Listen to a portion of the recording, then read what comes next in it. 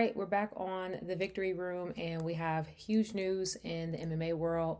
The Charles versus Islam fight is off. Charles was injured during his final sparring session, and now he's going to be replaced with Alexander Volkanovski. Just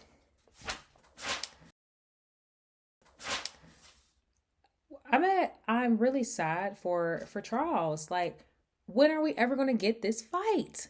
I have been looking forward to this fight for a very long time, and here we are again. I mean, the MMA gods are just not in Charles's favor. So, alas, we move on, and there's another new fight. So, the big question for me is, who's the true like winners and losers because of this change? There's a lot of key people involved. Nonetheless, us, the fans. But at a big sort of like level, an obvious loser, Charles. He just came off the fight with Benny DeRouche, made slight work of that, and is now finally on track to go back against Islam, redeem himself, reclaim his belt. What a story that would have been.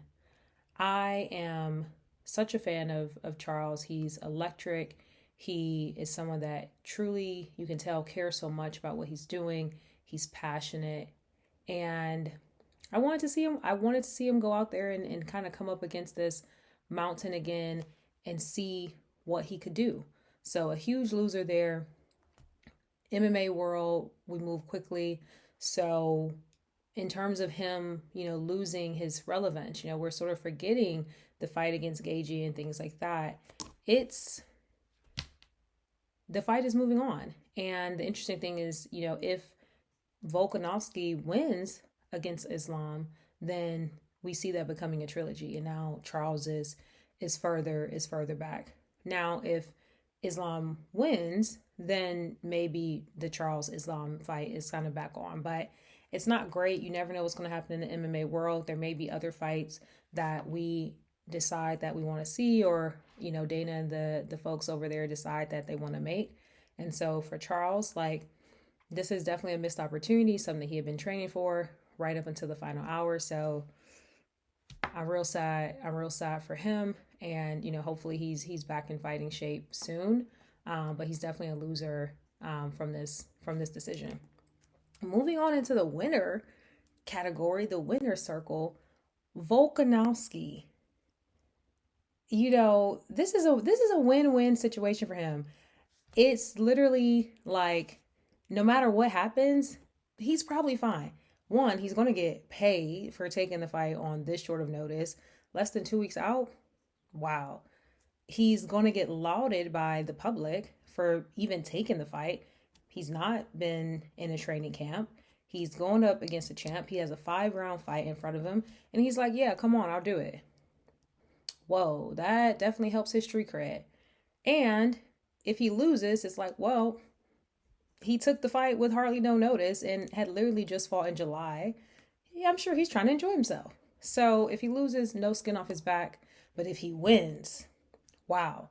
I mean, we will not hear the end of it. To take the fight on such short notice and come out on top, to become a double champ, and that would literally be the definition of stay ready so you don't gotta get ready.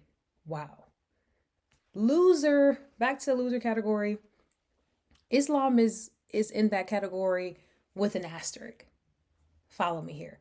So Islam, I always say, lost street cred in his fight to Volkanovski. And that's because you go and you do this fight and you're, that's on top of the world in your division. And here's this little man coming up to fight you. And the rhetoric was that it should be an easy fight. It should be slight work. He should be able to finish him and submit him. Most people were not necessarily seeing that fight going 5 rounds. And so if there's already this expectation that you're going to finish him and ragdoll him, and that doesn't happen, and yes, you do win the fight unanimously, but it's not the showing that most people thought it was going to be. And so for Islam, this is a high stakes fight, and I would say it could put him in the loser category if he's not able to have like a good showing, because people want to see that that was just a blip in time. This guy hasn't even had a training camp. You've been training all this time. You have not fought since, I believe it's February. You should be roaring to go. So he really, in order to move himself to the winner category, he has to win and win decisively. So I also will put Islam in the winner category. This is a person that he has fought before. He now has a newfound respect for him potentially since fighting him before. He hasn't fought since February, so he should be roaring to go. And if he's able to put, Volk away, he can sort of erase some of the memory of us UFC fans around those, especially that last round where he fought Volk. So Islam could be a winner in this, but he doesn't have as much to win from something like this as compared to Volkanovski.